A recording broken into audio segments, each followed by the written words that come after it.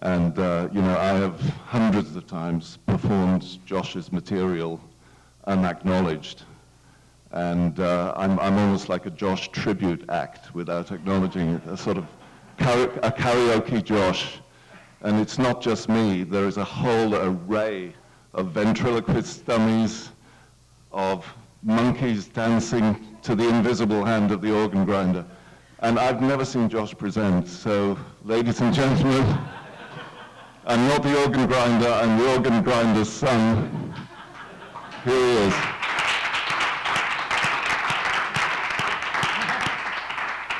So this is the remote. It goes, there's semiotic cue forward, semiotic cue backward. Okay, thank you. Thank you. Yeah, I know. I'm done. That's the end of my meet. Thank you. It's very, my heart is very full being here. This is a sad and weird time in the world, and America's role in that is terrible right now. So it's very nice to be in Canada and to be among this international group of people thinking the way that I think. So thank you. If anybody likes hugs from large, sweaty Americans, come see me after this. I'll hug all of you. Positioning on board, so I thought I would do something a little bit different. So as Malcolm said in his too flattering introduction, I'm still blushing about it. I have been doing this for a very long time. Malcolm kind of plucked me out of obscurity when I was a Boston Globe journalist almost 20 years ago, and sort of brought me in to start doing semiotics for the early days of Space Doctors. And I've been doing it ever since, kind of on the side for a long time, and then 6 years ago, kind of, left the Globe some years ago. So maybe it's all part of my presentation, actually. But my presentation is going to be about how I've used semiotics for one of my passion projects, actually. So instead of talking about a client project, I'm going to talk about something that I did for myself. So yes, my company is Semiofest, started in 2014. So as Malcolm said, before that, I was always kind of behind the scenes working for other agencies and semiotic agencies and other kinds of agencies. Worked for the Boston Globe. These are some of the projects I've worked on recently, but I'm not really here to talk about my own semiotic work. Sorry, Malcolm, you're still not going to see my presentation about what I do. I was also a writer, so one of the reasons I wanted to leave the Globe was the Boston Globe, even though it was the best job I ever had, was I didn't really have time to do my own thinking and writing, and I wanted to do books. So I did a couple of, Malcolm mentioned my book about significant objects, which is a whole project where my partner and I bought thrift store objects and sold them on eBay using fictional stories that we commissioned from writers, and then we tried to kind of analyze later what was it about storytelling that made some of the objects more valuable than others on eBay. So it was sort of a quasi-anthropological project. We were trying to understand how we know that objects have subjective value. We were trying to understand, can you actually measure the objective value added to objects by stories? So you can imagine how that's useful for our work. But even that's not what I'm here to talk about. I'm also a parent. So the other reason that I left the Globe, even though it was the best job I ever had, was because I had two young sons and my wife wanted to go back to work, and I really loved being a father. I wanted to be very active and involved, and we had a lot of fun together. I was in a very, very rewarding time of my life, and I loved being a child, and I loved being a parent to children. And I was disappointed by the quality of the books available to children, especially after ages about 5 or 6. In America, there's an enormous, I don't know if it's true everywhere, but there's an enormous market for parenting and activity books for children under the ages of 5 or 6 because parents are very nervous and they're anxious and they want to make sure that their children are staying off screens, but they themselves don't want to spend all their time playing with the children and doing things with the children. So there's a market for kind of books about what to do with children that age. After age 6 or 7 or so, it completely vanishes. It's there's sort of on the one hand, the assumption that schools kind of taking care of that. They have homework, they have after-school activities, they have clubs. In America, children are their lives are very organized, so parents aren't barely, you just see see your children at dinner time often. And there's also a sense that kids, we kind of lose the battle with screens at that point. So even though maybe you did a good job keeping your children away from TV and internet and iPads and so forth through ages 6, 7, or 8, around that age, we kind of begin to lose, and kids are spending a lot of time on screens in the U.S.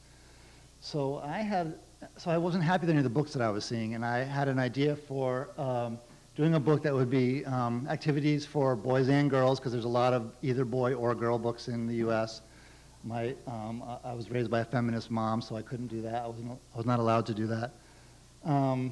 Indoors and outdoors, online and offline, I wanted to not be hypocritical about the fact that kids do spend some time on screens, and I spend time on screens, and I wanted to find ways to use these amazing technologies in a way that was kind of educational and fun, and I was involved, not just kind of watching my children vanish into the screen and be worried about what they were doing in there, but I could go in there with them somehow. So things like geocaching, where you use GPS devices and you go hunting for kind of buried treasure in your neighborhood or wherever you're visiting, things like that. However, I had no credentials to write a book about parenting. I'm not a parenting writer, and also it's a crowded space. There's a lot of other books out there.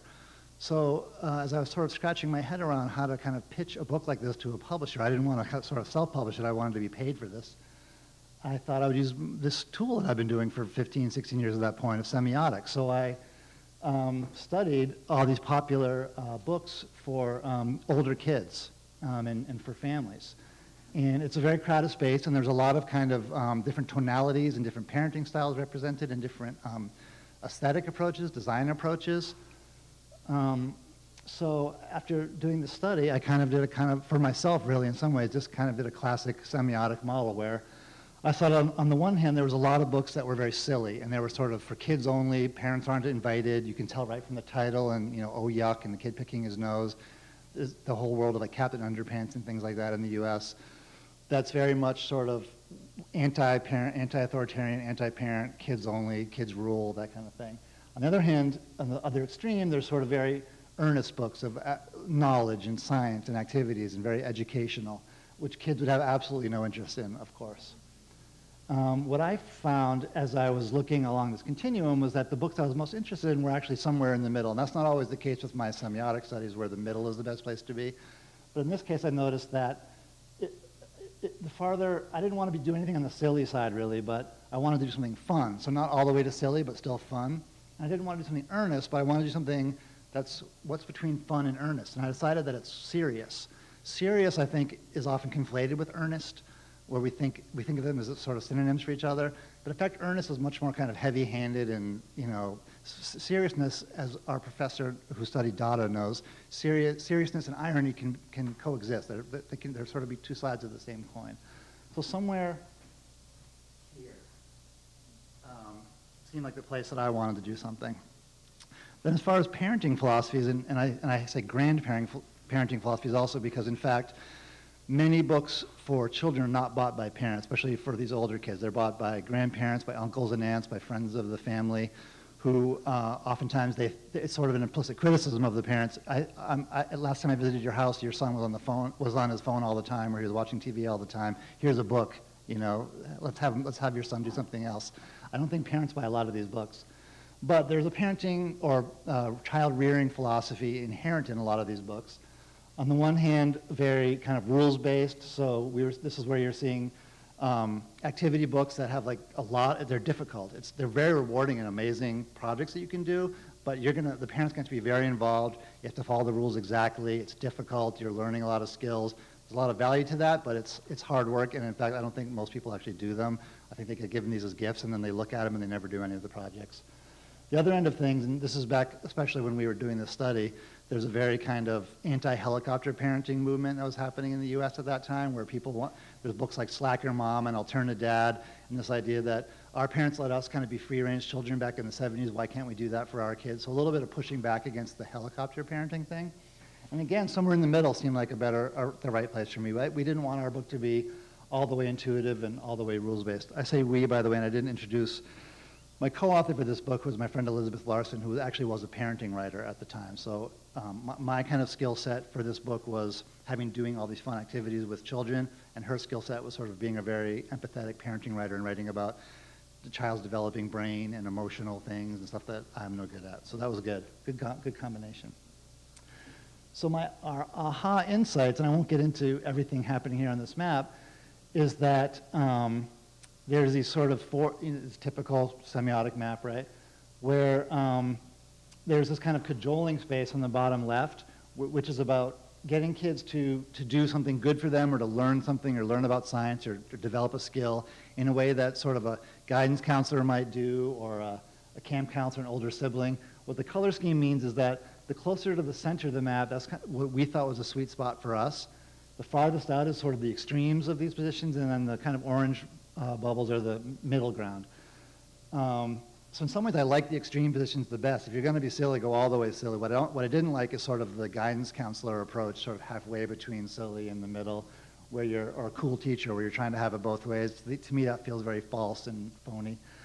So there's something good in each of the quadrants, and by the way, that's one of the things I like to do as a semiotician is make sure there's never a bad quadrant. I don't know if everyone else feels that way, but I think that if you're studying good culture and good brands, then the map you make all the quadrants should be good for somebody. Maybe not for your brand, but some good brands should be able to exist in all of them. So I always try to make sure that if I see all the good codes clumping on one end of the map, that means I have a bad map and I have to redo it.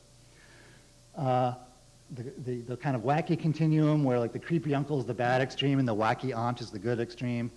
Down here, the kind of fussy grandparents who want to do things the very old-fashioned way, and then maybe the geeky, crafty parents are kind of the better version of that. And then there's this funny quadrant that I'm kind of calling liberal here, where it's more about getting unplugged, being less controlling of your child's activities, and the kind of extreme version of that is a slacker mom who doesn't even raise their kid practically, or the hippie parents who are very completely unplugged and they don't have television. And there's kind of interesting space near the center of the graph in that quadrant that I didn't see any books. So that became kind of an aha moment for me where I thought, let's try to imagine what a book like that would be and develop one. So we approached a designer friend of ours and did a design audit. We looked at all the same books that we had done, and we tried to understand what were how did the design elements and illustration styles of these books kind of match up with those positions that we had created. So, for example, the kind of books that are presented to you by a kind of a camp counselor or camp counselor type figure, or the tonality is that of kind of a guidance counselor, usually illustrated, sort of cartoon characters. And so we were able to sort of say what we didn't want the look of the book to be. And we decided that we kind of wanted it to be a little bit contemporary technical, which is like these kind of design manuals, which is at that time was sort of a popular look. A little bit sort of just very modern and not kind of retro, because retro children's books were very, very popular at the time. And we wanted to move away from that. And then this kind of undesigned look, by which I mean sort of like, if any of you know the TV show Zoom from the 70s, where they did a lot of books that were, you know what I'm talking about, Anne, where it almost looked like the books were created by the children themselves, sort of pasted together and handwritten, or the Whole Earth catalog, where it feels almost very purposely not professional, not slick. So we developed a kind of some spreads, and we got an illustrator that we worked with, and we kind of had to train her to draw the way we wanted to draw, where it was a little bit, felt almost like a kid could have drawn it, but a little bit better than that. This is one of our how-to articles about how to be a ninja, which is something I did with my children, based on the Pink Panther movies, where I would sneak up on my kids and attack them, you know, when they were coming out of the bathroom or whatever, and then I encouraged them to do it to me, so we would always be alert, just like Inspector Clouseau in the Pink Panther movies. You see the person there is throwing their coffee all over the wall. We brought this kind of our analysis, our maps, and our spreads into Bloomsbury. This is the publisher who brought us Harry Potter, so a big, important book, children's book publisher. We had no credentials. I happen to know a guy who worked there because I coached his kids in a baseball team. He got us a meeting with the publisher, and they were so blown away by the analysis, because in the book publishing world, nobody does this kind of research before you do a book, ever. So the fact that we had kind of anatomized this world of children's publishing, and we not only did we sort of have a sense of a map of it and where different positions that you could play in were, but also that we had also then mapped also design strategies against that, they literally couldn't speak. They were sort of, they didn't know what to say. They just started giving us money, you know. It was the design director, the marketing director, the publisher, the editor. They all just were sort of, well, what do you need? How do we do this? We ended up doing a very long book, you know, a couple hundred pages, full color, very expensive to produce. We had, again, no credentials. They just gave us an advance, said they would pay for it, and off we went. This is the final result. The book was called Unboard. You can sort of see we did, in some cases we were doing kind of photographic how-tos. The idea was, it's a little bit hard to tell on this resolution of the screen, but we wanted to look kind of like a technical manual that someone also had kind of torn things out of magazines and pasted them in. So it was somewhere between kind of a sketchbook and a how-to book. So I've had a little bit of that feeling of, here's some, I mean, this is a difficult project, taking a electronic water blaster and putting hot wiring or remote control into it so that you can squirt people from inside the house. You can press the button and the squirt gun goes off. But we wanted to feel like it wasn't super, you didn't have to do it exactly right. We wanted to feel kind of like, this is how one person did it. So the whole tonality we had was, here's how we think you should do it, but and then kind of at the end of each project, we would also have some sort of ideas about, here's some other ways you could do it. You try it however you want. Some more examples of the page layouts. So we ended up doing, the first book became #1 on Amazon.com for parenting and activities. It was a bestseller in independent bookstores. We did 2 more paperback versions of the book that have come out since then. And now actually my children are kind of too old. I have no cred anymore. I don't understand what children want or how to do things with kids anymore. My kids are 19 and 16 now. So I'm done doing the books. But we've moved into kits now. There's a company called Mindware that does sort of brainy activities and games for children. They're out of Minnesota. And we went to them and sort of did a similar thing where we sort of showed them a semiotic map, and we showed them our idea and what our approach would be. And now we've done 4 kits with them. Just last month we came out with a time capsule kit and a backyard carnival kit.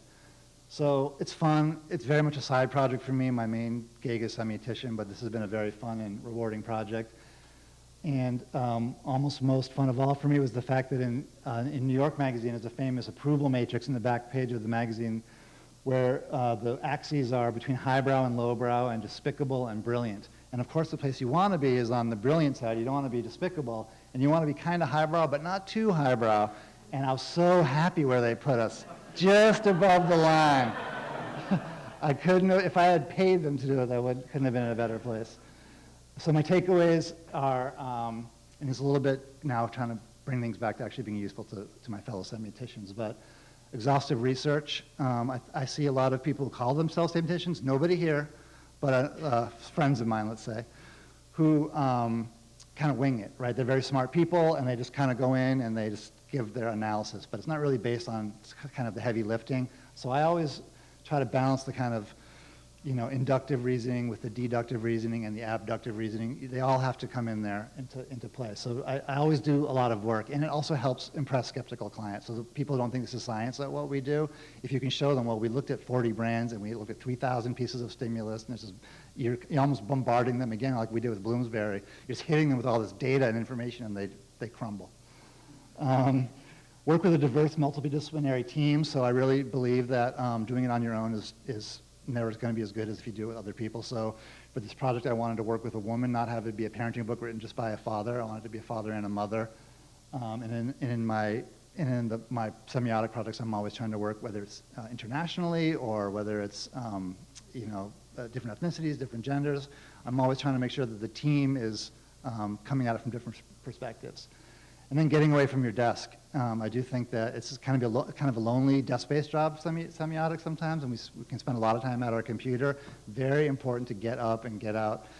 When I was at the Boston Globe, I used to, in between every time I finished something, I would get up and walk around the whole building and just intrude in places I wasn't supposed to be. I would go into the advertising section, which was totally forbidden to editors and journalists. I would just walk in there. They had better bathrooms in there.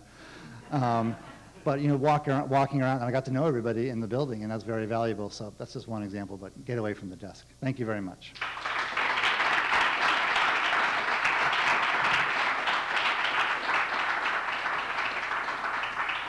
So thank you, Josh. Just so you know, the year that book came out, I think you told me about it, and I got it for many of my friends' kids for Christmas. So, so yeah. Any question? We have one question for Josh. Jean.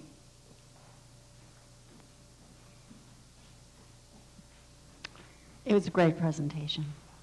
I want to actually, thank you for being a really wonderful role model. I sit in my classrooms with my 20-somethings, and my male students want to be the engaged kind of parents that father that you've displayed, just like my female students want to be an engaged mom, and it's just really exciting to see what you've done. Thank you. I think there's a paradigm shift towards that, more men Yeah. doing that now, which is wonderful. Absolutely. So my question is, are you sure that you won't reconsider doing a book for 20-somethings? Thank you. My writing partner, Elizabeth, her latest interest, she's dealing with a father with Alzheimer's, and she really wants to do books for older people to kind of keep the mind engaged. And I told her she can, I don't want to work with her, but she can take the franchise, and her next book should be called Undead. Thank you very much.